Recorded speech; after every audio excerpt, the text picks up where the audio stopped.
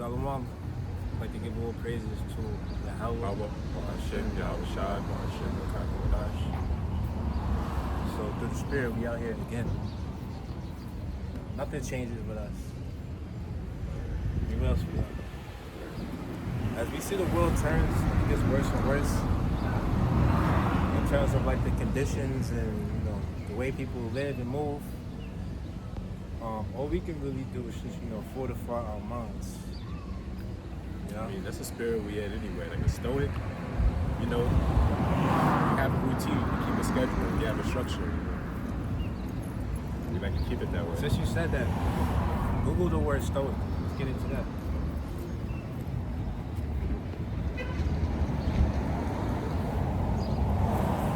Stoic.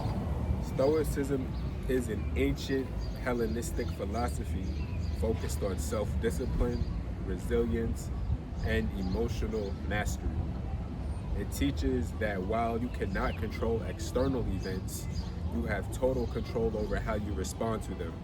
The goal is to achieve tranquility through reason and virtue. That's what we strive for. Even though it can be hard as well. You know what I'm saying? Because certain things may trigger you. You have stress triggers. You have shame triggers. Stuff that you really have no control over. Or stuff that you wish you can go back and change. But, that's life. It's not really about so much the past or even the future. All you can really do is just focus on the now, the present. And just take it day by day.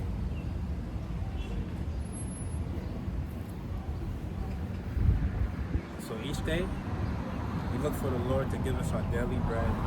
Since I said that, get that scripture. You got another scripture in mind? Because as we flowing, scriptures don't come to your mind.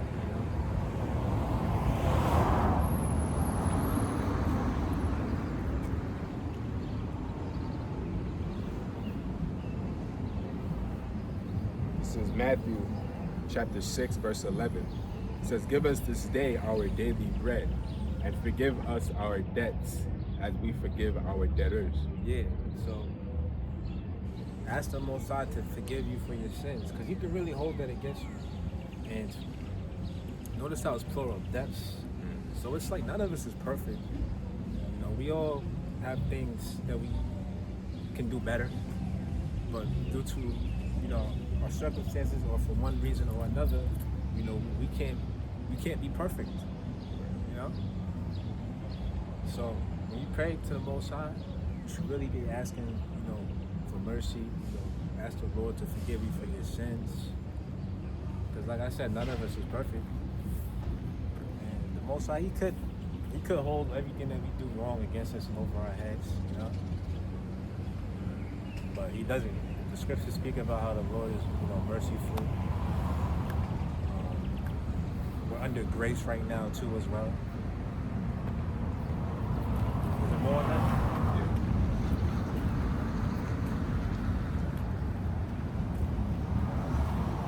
Again, Matthew 6 and 11, it says, "Give us this day our daily bread, and forgive us our debts, and forgive as we forgive our debtors.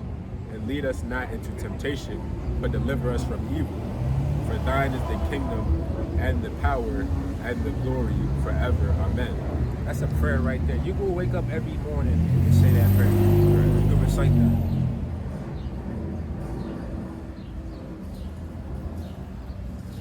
You got something else? That's the point.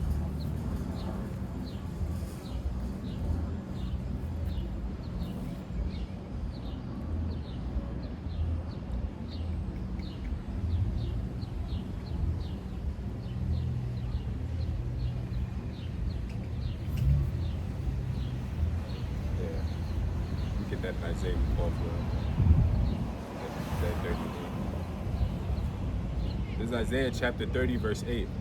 It says, "Now go, write it before them in a table, and note it in a book, As long as the Bible.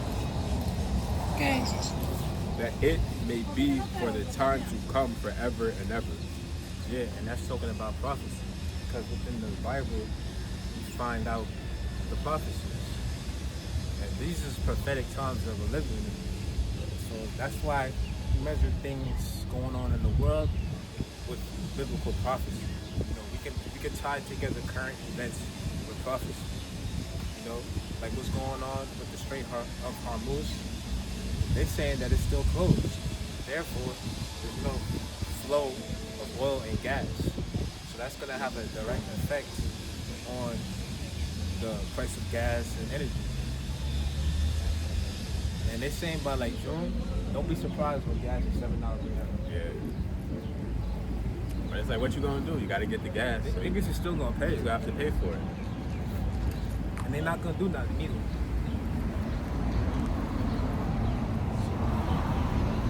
It's Isaiah 30:9. It says that this, or is that the point? That's the point.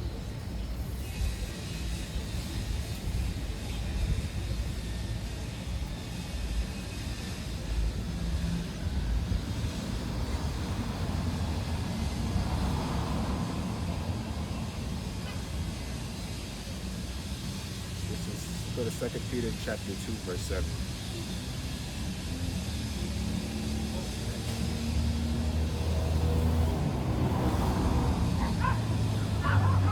Read it in the NLT.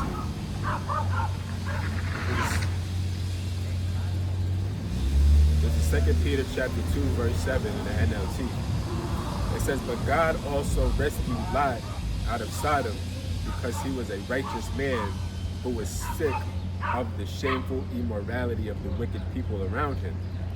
Yes, Lot was a righteous man who was tormented in his soul by the wickedness he saw and heard day after day.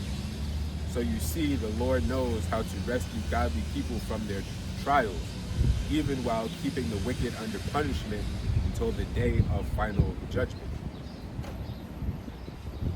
And I bring that up to say, for us that's in this world trying to live righteously and do right by people, and you just want to be left alone to do your own thing, this place is fucking torture. Waking up here having to deal with this every day. Dodging the bus of villains and creeps every day. Yeah. It's not easy. It's like, especially when you know better and then you operate around a bunch of people that's still simple, it gets vexing.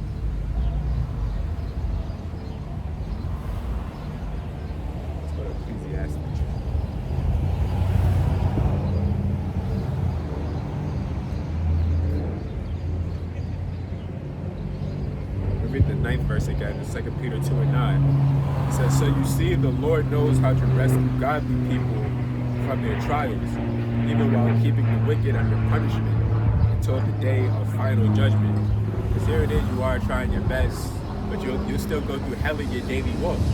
For somebody who's wicked, it's like they floating in the cloud, they skating by, Living good. but that don't mean in the end they're gonna have to reap what they sow. Everybody does. There's no escaping it. And plus, people are set up for their end from the beginning, really. Right. Like, remember I was telling you, like, you gotta be a certain archetype nigga to get married. Right. You gotta be a certain archetype nigga to do certain things. And so, if you're sloppy in one area, then you will be sloppy in another area of your life, another area in your life. If you can't do right by yourself, how do you do right by others? Right. That's why you have to be wary with who you deal with, and be wary with who you befriend. Because ultimately, we understand, not to sound like high and mighty, but we really have to come down a level to just deal with like women or people in the world, like, because they can never understand what we understand if it's not meant for them.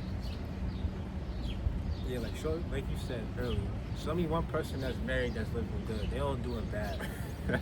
Everybody who chased after the American dream, the White House, the house with the white picket fence, the family, the marriage, the kids, the job, they all miserable because they found out in the end it wasn't worth it. It's never worth it. Talk about overpaying for some used box when they married it.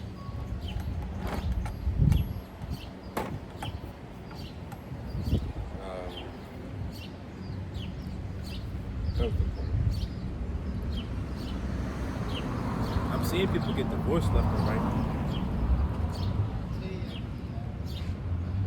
Everything is transactional now. Iman Shumpert, Tiana Taylor, remember them? Yeah. Yeah, I remember they had a TV show, and they were showing like their family dynamic. The daughter was disrespectful to the father, and the wife, she co-signed it. She learned it from somewhere. Who do you think she learned it from? Exactly.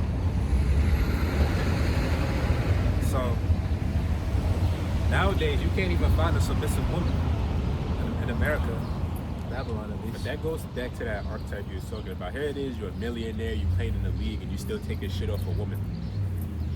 It's really a mindset thing. It don't matter what you have or what you don't have, how much you have. Right. None of that matters.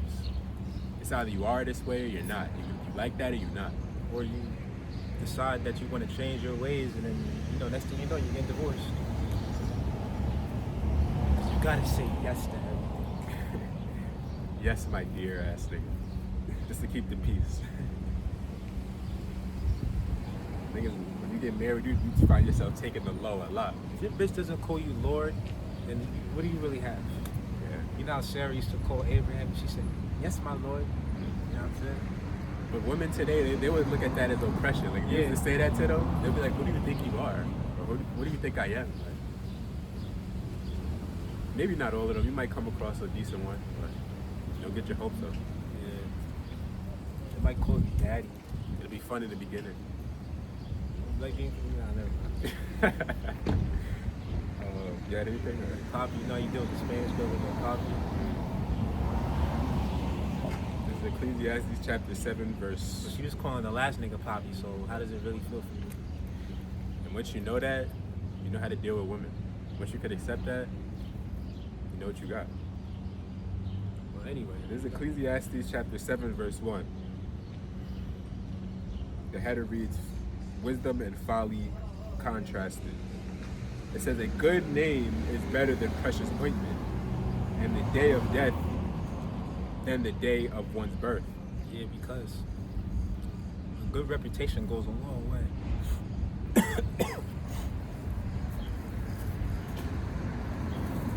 a lot of pollen out here.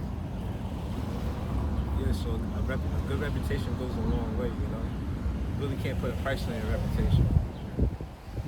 Certain jackets, you don't want to wear. You don't want nobody to put that on you. You even see that in like the professional world or the sports world. Like people will just flat out lose endorsements because of a jacket that they wear, whether it's good or whether it's bad. We put on the garment or the jacket of righteousness. We stand up for this truth. So we don't care about losing whatever this world may have to offer us because we know we're gonna make it back 10 times more. The kingdom of heaven. What's better than the kingdom? Right. Look at how you live it now. Is it really that great? Be honest. No. You wake up every day and you exploit it. You gotta punch in at the job. You gotta come home to an ungrateful wife, if you have that situated. Living check to check. So the average person, they really doing bad. They're not doing too great. Our whole thing is like we could be living so much better than this. Right. But that's why we stress that we gotta come back to our ways of life, and that's in the Bible.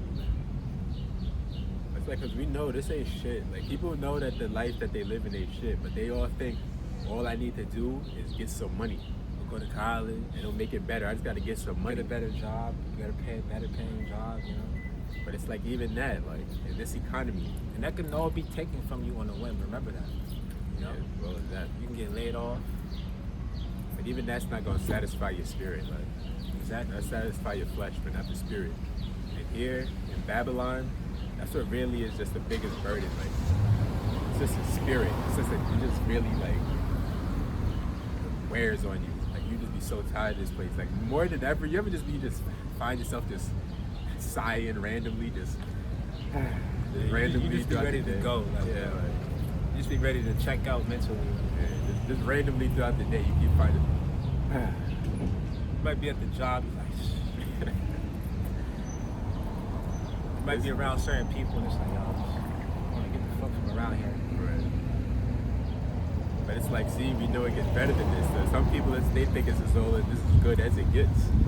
Or sometimes you may just sit back and think about all the times you was fucked over. You know? When you start feeling, a little bit sad about that, it's a shame trigger. But you have to understand, like, these are all like emotions that pass by. They happen from time to time. You know? And not like you stay, in that bad mood, But in the kingdom, it's just like, just think, like every day we wake up, it's gonna be like it's a Friday. We're gonna have no worries. Everything's gonna be straightforward. We're gonna be taken care of. Every Israelite is gonna be rich. You're not gonna have nothing to worry about. The most you're gonna have to worry about is how high you want your ceilings to be in your house. You're building a little bungalow, stay out place somewhere in the islands. You don't want it to be too big. Or you want to, go big with it. Just build like a nice big mansion over there in the islands somewhere. Or in Europe. That's going to be the most you got to have to worry about. Because, stress, the thing with stress is, it's bad when it's more than what you can handle, like when it's overstress. We're all going to have to deal with stress to some degree. If we didn't have no stress, like, just think, life would be boring. You know what I'm saying? But, like, you ever be like thinking about it, like a certain task that you want to get done? You're like, I gotta get this done, and then when you finally get it done, it's like a sigh of relief. Yeah. You could say that that's like a level of stress that you're dealing with, but you're knocking it down. Like, oh, today's Saturday. Oh, you gotta hit your regimen. You gotta hit your routine. If you don't do it, then you're gonna be feeling off. You know what I mean? If something deters you from doing it, you're gonna be feeling off. You know what I'm saying? And then once you get done with your routine, you're like, I just got that done. It's a good feeling, So it goes to positive. Yeah. So it's like we get overloaded with stress, especially men. Your cortisol levels get high. It ages you. It's bad for the body. You know what stress does to the body. Don't let you get married, God forbid. Then every problem, your pieces out the window. Yeah, your pieces out the window. Then every problem your girl has, you gotta correct it. That's your problem as well. That's why a lot of dudes, man, they running the numbers. They doing their calculations. Yeah. They're realizing that they balancing the checkbook. Yeah. They're realizing that they're not giving back. They're not getting back what they're giving. You know what I'm saying? Like, it's a bad return in investment. And it always is. It always is. It's never really worth it. If you're gonna look at it from that standpoint, especially. This is Ecclesiastes 7:3. It says, "Sorrow is better than laughter, for by the sadness of the countenance the heart is made better. The heart of the wise is in the house of mourning, but the heart of fools is in the house of mirth. It is better to hear the rebuke of the wise than for a man to hear the song of fools. For as the crackling of thorns under a pot, so is the laughter of the fool. This also is vanity. So surely oppression maketh the wise man mad, and a gift destroyeth the heart." And you see, like once you notice how the Lord is gonna set this world up for His people, it's like living like this is just vexing. Like it just be like, this is some bullshit. You just praying on the kingdom, just waiting on the kingdom, but you still gotta get up and just deal with your life. Here you're just getting by, like you're just maintaining. There's nothing wrong with that, man. I mean, of course, you're a man of the Lord. You're doing you're applying your best foot forward. The Lord might drop a nugget off on you every now and again, But for the most part, this life is this shit is boring. The entertainment is down the toilet. The women are fucked up. The men are fucked up. Everything is a mess. It's like life isn't even in color no more. Like this is over with. That's why we need the kingdom. I wouldn't trade my life for like a celebrity, one of these celebrities that sold their soul for riches. I may not have everything in this world. That's okay. I'm fine with that. You got the most important thing though, right? Like I said, this world don't got nothing to offer compared to the kingdom of God. Your always. Niggas was talking about, oh, the AP's coming out with an affordable watch now. It's $300, $400. Why did I spend $250,000 on this watch? They over there hating. I know, like, what does that have to do with you? Like, what the fuck that matter? And then plus, personally, That's that elitist shit. yeah. And then you're also saying how corny you are and how bad your taste is. Right. So you're not buying something because you like it. You're just doing it because you're a follower and you want to show your status. Right. That elitist shit. I want it because you can't have it. Right. Like, you know. For me personally, I would never spend $250,000 on a watch, even if I had it. But this is where we are, though. And if I did, it would be a Rolex. It don't have to be something that appreciates in value. You know? Does the AP appreciate? I don't know. Those watches seem oversaturated. All I do know is that you see rappers flaunting it, music videos talking about it in their lyrics. So how good is it? None of that's gonna get you salvation at all.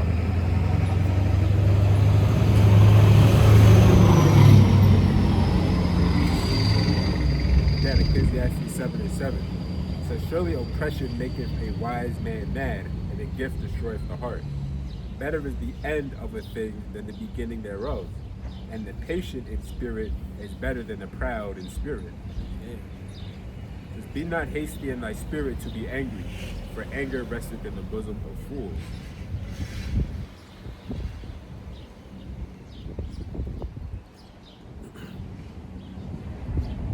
So you gotta remind yourself of that. Whenever you start getting angry about a certain situation, just remember, like, yo, just calm down, relax.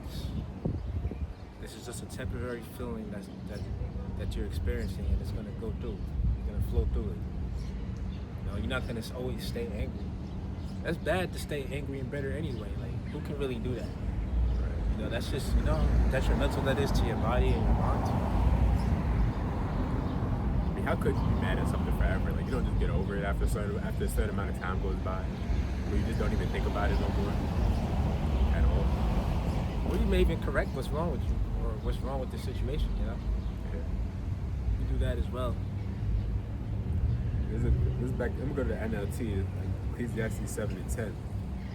It says, "Don't long for the good old days. This is not wise." It says, "Wisdom is better when you have money. Both are a benefit as you go through life.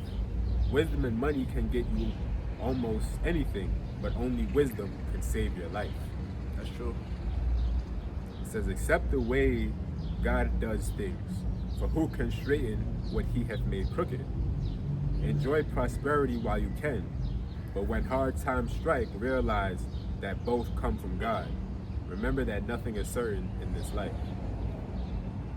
That's not.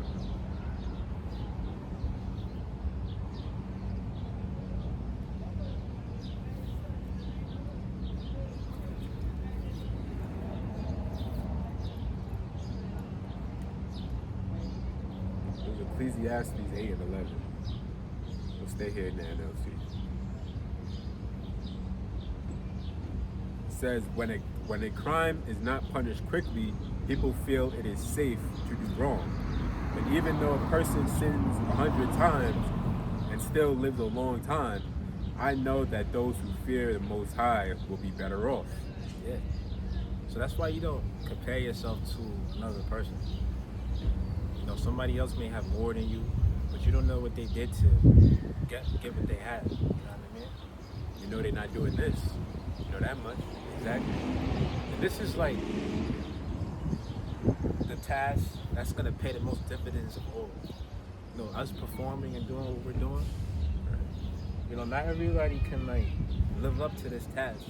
Not everybody has it in them to, you know, completely turn around their life, become a better person. Do their part. Do their part in this truth. You know what I mean? Like, make the sacrifice. Yeah. In the name of Yahweh, Hashem Yahweh Shai, not Jesus. Or Yeshua. You heard about the other guys from Genesis? They completely like flip flop. They sold out, man. Genesis, they sold out. What they saying now? Heathens can make it. They said the name is not Yahweh Shai or Yahweh. Yeah, and they said the heathens can make it. That's when you know they sold out.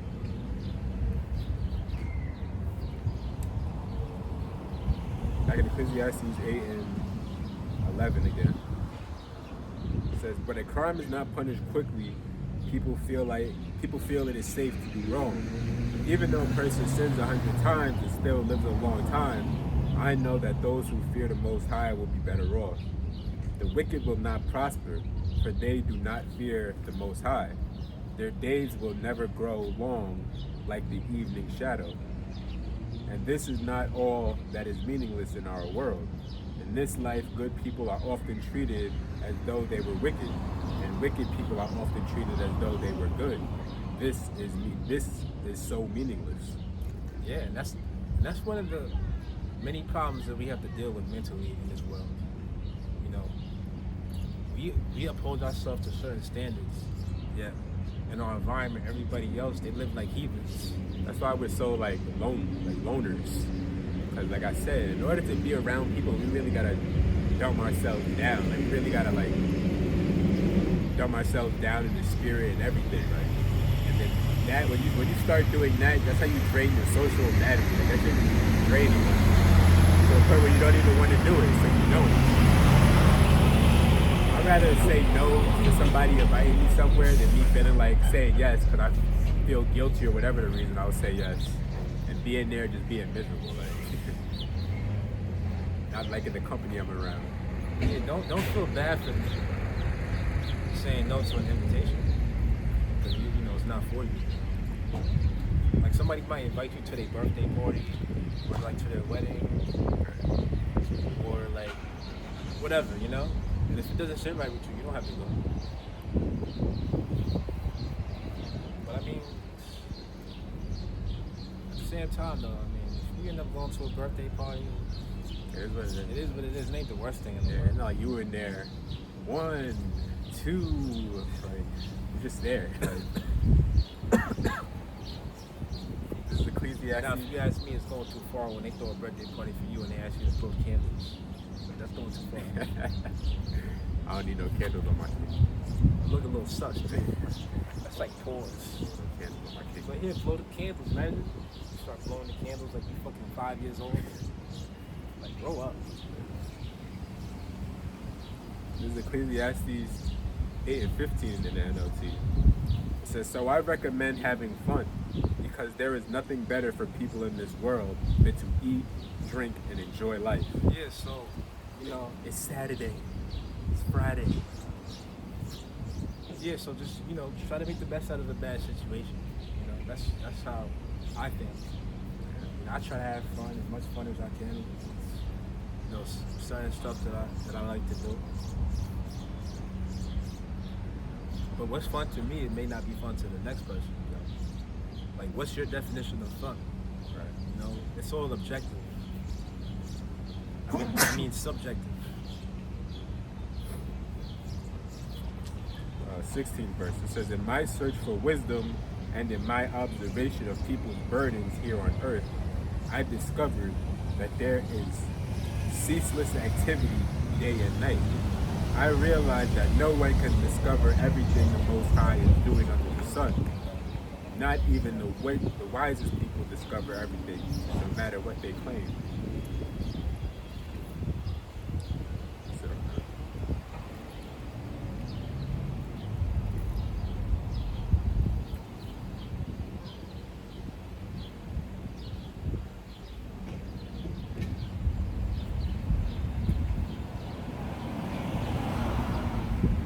this is Psalms 58 and 9 in the NLT. The 9th verse. It says, the Most High will sweep them away, both young and old, faster than a pot heats over burning thorns. The godly will rejoice when they see injustice avenged. They will wash their feet in the blood of the wicked. Then at last everyone will say, there truly is a reward for those who live for the Most High. Surely there is a God who judges justly here on earth.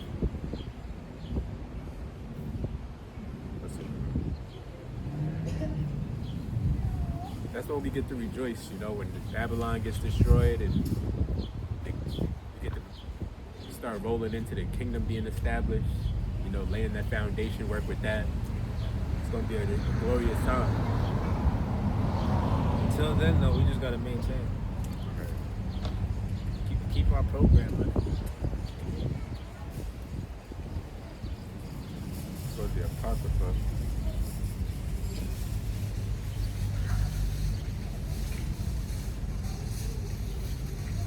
Second Ezra, chapter 5, verse 1. It says, nevertheless, as coming, the tokens, behold, the day shall come, that they which dwell upon earth shall be taken in a great number, and the way of truth shall be hidden, and the land shall be barren of faith. That's how we live in now. You know, this is really like a godless world that we live in. It really is. Because look who's in charge of it. You got the top wicked elite that that's a weird noise. What is that? Yeah, but anyway, you got the top wicked elite that give you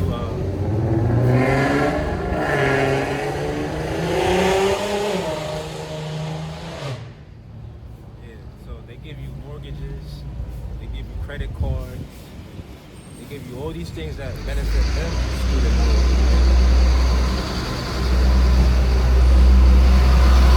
They give you all these things that benefit them, but are detrimental to you.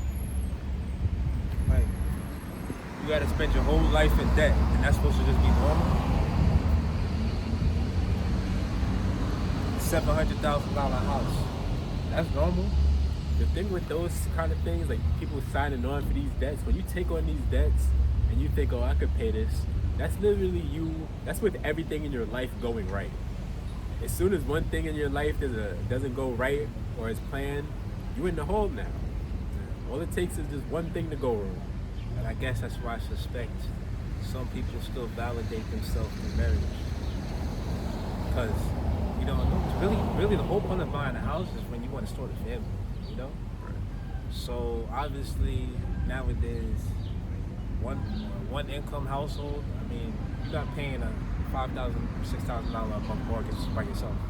You're gonna need to go half with somebody. So I guess that's the reason why, you know, some people still are proponents for, you know, getting married. But, you know, obviously that doesn't interest, you know, people like us. We're not in those times, period. Like, them days are over with.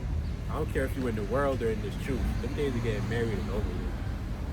If you really get married in this day and age, I just assume it's because either your woman or her family put the pressure on you to do something. That's really all it comes to. You wasn't man enough to hold firm and say, no, I'm not doing that. You succumbed to the pressure. Yeah, like we really live like underground lifestyles. We live life on the run. You know what I'm saying? Like everything's like temporary for us. We understand that everything has a season, everything's subject to change, you know what I mean? So it's like we don't have attachments to this world.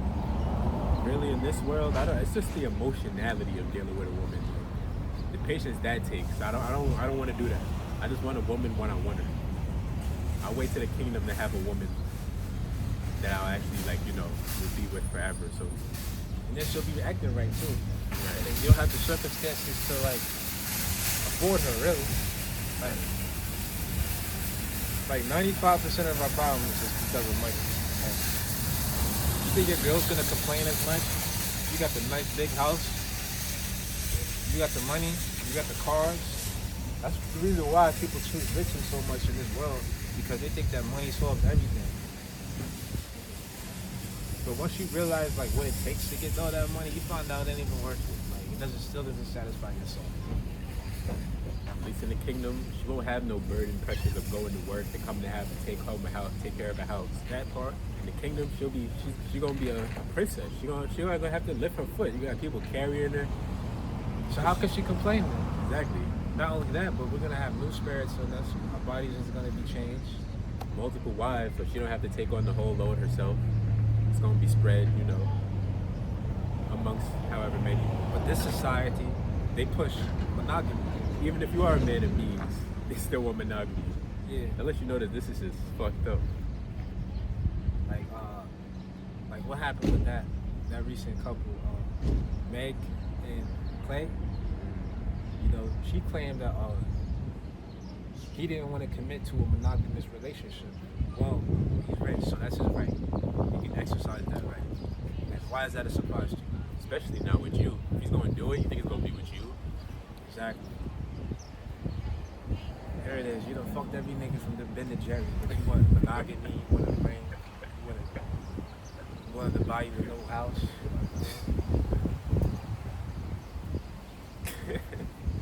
Again, this is 2 Hedges chapter 5, verse 1.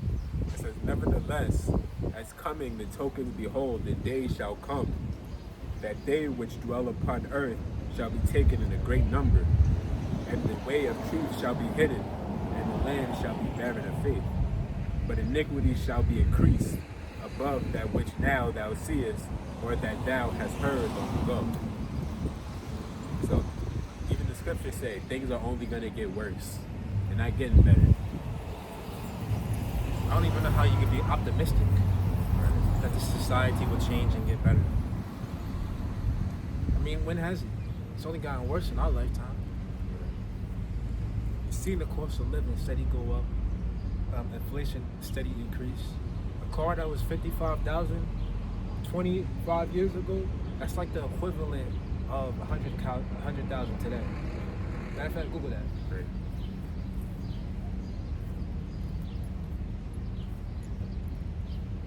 What was $50,000 worth in 2000? In 2026.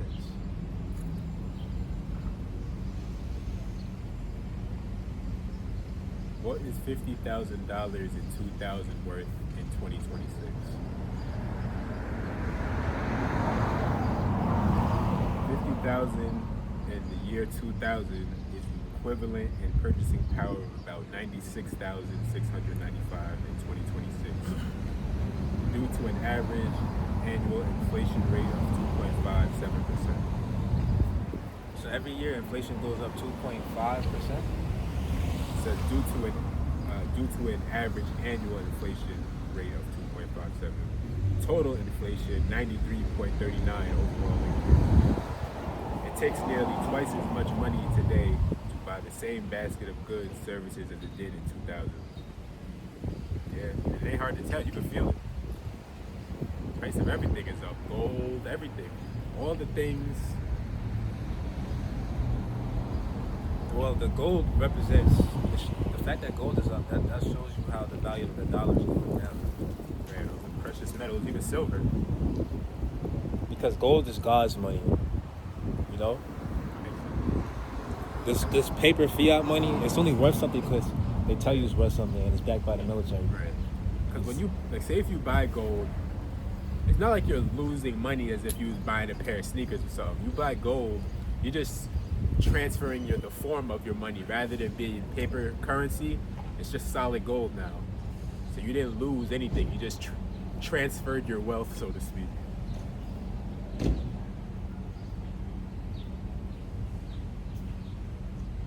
This is 2 Ezra chapter 5, verse 3. It says, and the land that thou seest now to have root, shalt thou see wasted suddenly?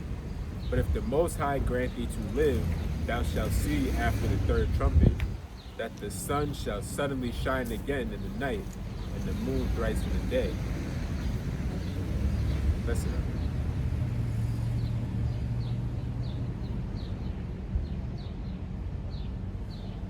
Go to 2 Ezra, chapter 14. So yeah, now if you want like a nice quality built car, you gotta spend over $100,000. Yeah. Now you gotta get a Maybach in order to get like the equivalent of what a regular base model Mercedes was 25 years ago. You know what I'm saying? Because isn't Maybach and Mercedes the same brand? Pretty sure. Mercedes makes Maybach. Yeah, Mercedes makes Maybach.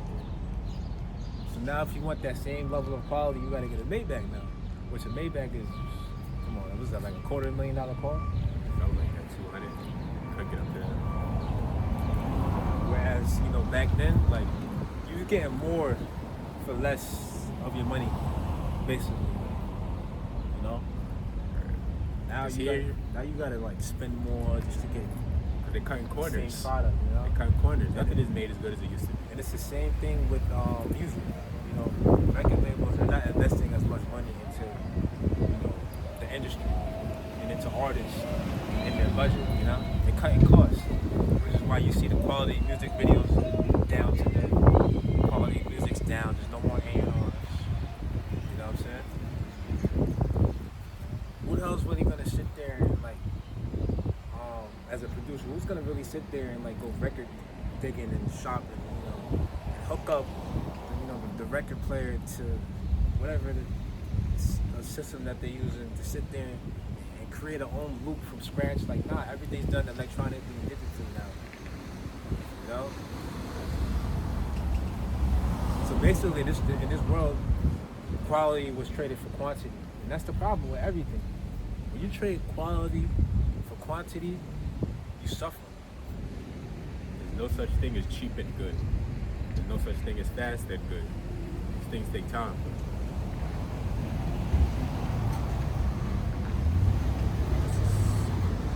Second Ezra chapter 14, verse 16. It says, "For yet greater evils than those which thou hast seen happen shall be done hereafter. For look, how much the world shall be weaker through age, so much the more shall evils increase upon them that dwell therein."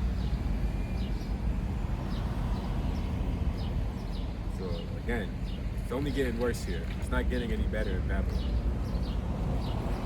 It says, "For look how much the world shall be weaker through age, so much more shall evils increase upon them that dwell therein. For the time is fled far away, and leasing is hard at hand. For now hasteth the vision to come which thou hast seen."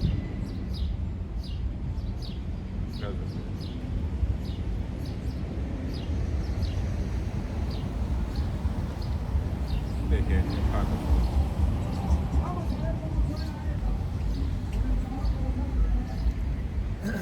Second Ezra chapter 7, verse 40. I'm starting at 41. It says, "Even so now, seeing corruption is grown up, and wickedness increased, and the righteous have prayed for the ungodly. Wherefore shall it not be so now also?"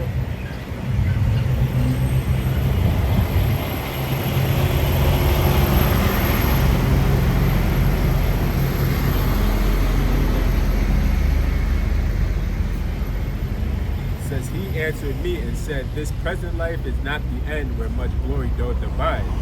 Therefore have they prayed for the weak. But the day of doom shall be the end of this time, and the beginning of the immortality for to come, wherein corruption is past." And in this current state, in this society, there's nothing but corruption. That's why I laugh at people when they want to put their faith in the system. They want to put their faith in a politician and expect things to change. Right. Here it is. People voted for that orange dude, and look what they got.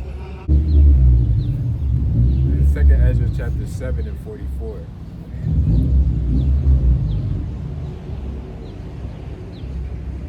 It says, "Intemperance is at an end, and fidelity is cut off. Righteousness is grown, and truth is sprung up. Then shall no man be able to save him that is destroyed, nor to oppress him that hath gotten the victory." That's it.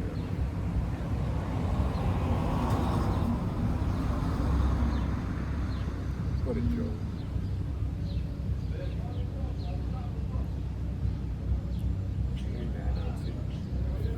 This is Job chapter 3 in the NLT. I'm going to start at the top.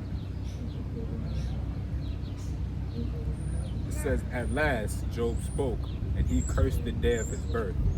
He said, Let the day of my birth be erased, and the night I was conceived." That's one of the reasons why we don't do birthdays. Right. Our birthdays come up, it's like another day for us. It's a sorrowful feeling. Not really a celebration. It says, "Let the day be turned to darkness. Let it be also," it's like it says, let the day be turned to darkness. let it be lost even to God on high, and let no light shine on it. Let the darkness and utter gloom claim that day for its own. Let a black cloud overshadow it, and let the darkness terrify it. Let the night be blotted off the calendar, never again to be counted among the days of the year, never again to appear among the months. Let the nights be childless, let it have no joy. You know the saying like, oh, another lap around the sun when it's your birthday, you know? And sometimes you may reflect on your life, things that you've gone through in the past, and you can feel like a sense of pride. You can feel like blessed because you made it through that certain situation. You know, you can feel that way to a degree, but it ain't like it's a day where you gotta go all out. You know what I'm saying? You know how when it's a woman's birthday, they feel like they gotta go all out. Booking a photo shoot for their birthday. Book a photo shoot. They gotta book a vacation just to show out on the gram. But that's just them looking for attention and validation from their peers. Real niggas don't care what everybody else is doing. Yeah, bro. They march to the beat of their own drum. They do their own thing. I was reflecting on it the other day. I was like, yo, I've been doing my own thing for so long, I'm spoiled. It's not hard for you to keep it going. Exactly. This is Job 3 and 8 in NLT. It says, let those who are experts. Nah, where'd I leave one?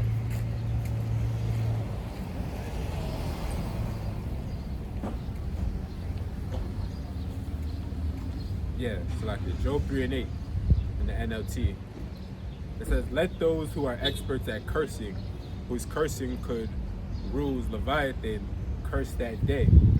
Let its morning stars remain dark. Let it hope for light, but in vain. May it never see the morning light. Curse the day for failing to shut my mother's womb, for letting me be born to see all this trouble. Why wasn't I born dead? Why didn't I die as I came from the womb? So Job was basically saying he wishes he was never born. He was going through such a tough time. I mean, at this point, I'm sure like he was going through it with his wife. Even when things started going bad with Job, he got sick. The story goes, he had like boils growing on his skin. He lost his riches. I think his wife even left him. Remember his wife said, curse the Most High and died? So Job went from, doing fairly well for himself to being in a low state. He just said, you know what, I'm ready to go. I wish I was never born. So it's very easy to get caught up in that emotion, nowadays here in Babylon. But that's why you gotta stay like even killed. Like, you gotta understand that whatever emotion that you're going through, it's temporary. It's gonna pass by. It's gonna pass through. It may revisit you later on. But, that's part of carrying your cross. That's like that demon. The demons know you well. So that's the balance of life. That's the story of our life. And it's not gonna get better the way that we would like it to until the kingdom. That's the thing, like, yeah, we're gonna be living better in the flesh and even physically, but like even like spiritually, man, like we're gonna be like satiated in the kingdom. We're gonna be satisfied. Like, that's like a whole nother level. I remember I was watching a brother from Dallas. I want to say it was Elder Yashawamba. He was like, you can't tell people what the kingdom of heaven is like. People that's not in the truth, they don't get it. It's like trying to explain to them a color they've never seen before.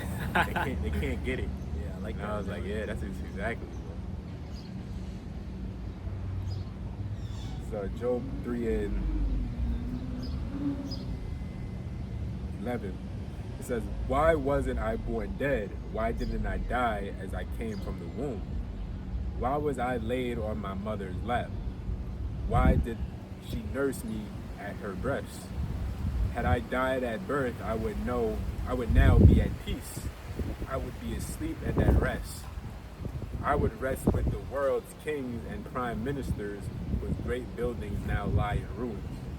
I would rest with princes, rich in gold, whose palaces were filled with silver. Why wasn't I buried like a stillborn child, like a baby who never lives to see the light, lives to see the light?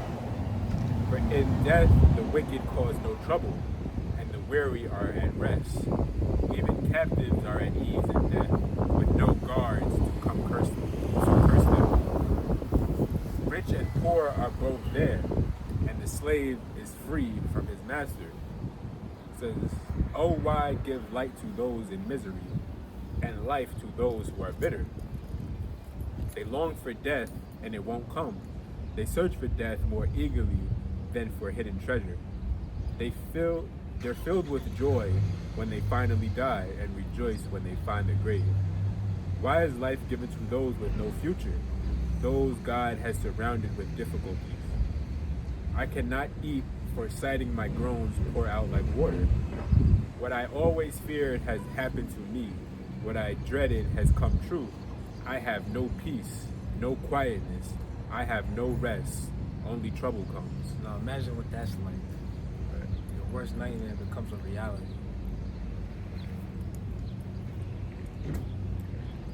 That's really what happened through Adam and Eve, all the way back to then, Our dream became our nightmare. Listen.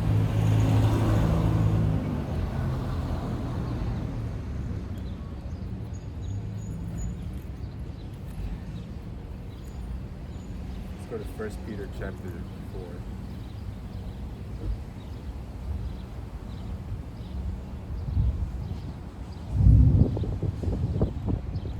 First Peter chapter 4, I'm going to start at the 12th verse.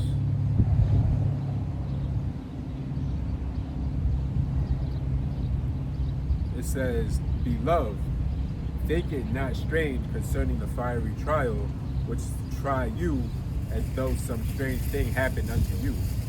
But rejoice, inasmuch as ye are partakers of Yahushua sufferings, that when his glory shall be revealed, ye may be glad also with exceeding joy.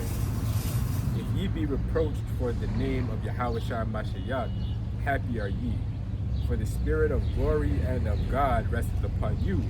On their part he is evil spoken of, but on your part he is glorified.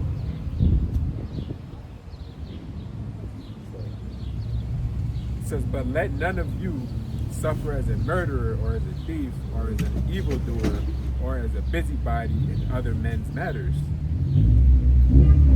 See, that's why it's like, we do our own thing. Yeah, we come out here, to preach the truth to whoever wants to listen, but we're not really out here for you, if that makes sense. This truth is underground. Right. We don't expect everybody to get it. It's not for the masses. The scriptures say that more of our people, they're going to perish here in America than they are going to be delivered. Says, for the time has come that judgment must begin at the house of God. And if it first begin at us, what shall the end of them that obey not the gospel of the Most High? And if the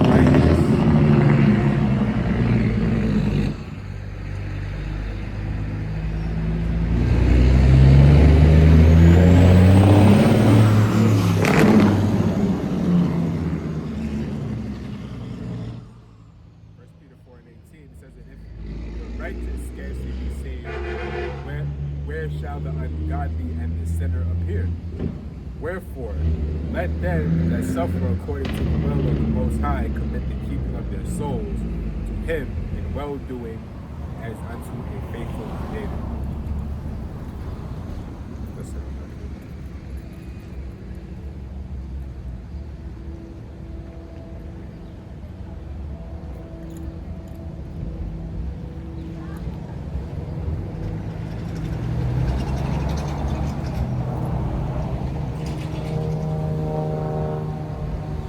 Second Ezra chapter 4, verse 26.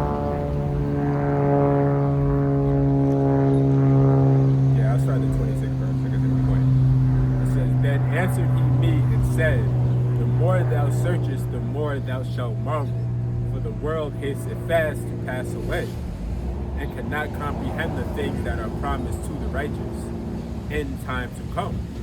For this world is full of unrighteousness and infirmities. Yeah, because everybody is holding on to this world when this world is temporary. You know what I'm saying? It's full of corrupt, it's full of greed. Everything's expensive. You know, you can always tell the state of a society by how high the cost of living is. You know what I'm saying? When the cost of living is high, that's when people's morale starts to like dwindle. Or people's morale starts to go down, man, because it's like there's not much to look forward to. You know? Here it is, you paid all your bills, and how much money you got left over for yourself? You know, and you sit here when you wonder why like everything's transactional now with relationships. You know, it's because of the cost of living. You know, the girls is moving like men. They trying to get the most they can out of a relationship, which it inherently benefits them. You know, due to what the power structure has given them with that F word, F and then ism. You know, they got the complete total advantage. That's why you gotta tell the woman. That's why you gotta tell women that you're dealing with no, because either way it goes, you still win. She understands. Okay, he's not a simp that's just gonna pay. He's not gonna be a paymaster for being a simp. And then if she says you say no and she's not with it, she don't want to fuck with you no more. You still win. As long as you hit, you win. So that's why dudes now they be providing like the best experience for like the first 6 months to a year, and once they realize they don't want it no more and they can't keep it up, that's when they start saying no, start putting their foot down, and that's when the girl naturally starts shopping around again. The cycle repeats, and then sooner or later, some simp is gonna come along and marry her. And that's the archetype of nigga that I'm just not that.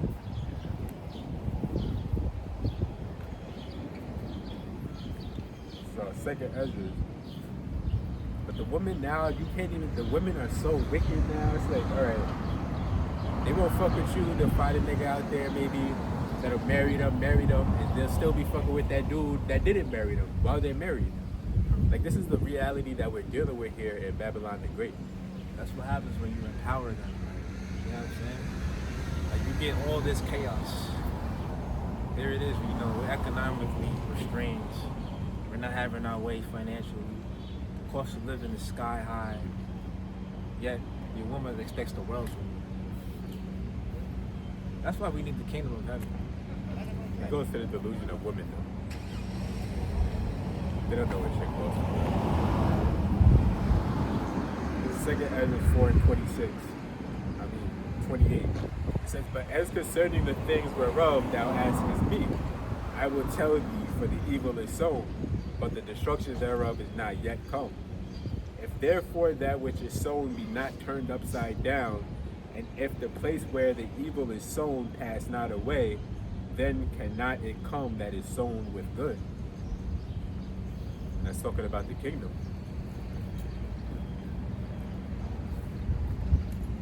That's it on that. Yeah, we can wrap it up on that. Alright, so with that, shalom.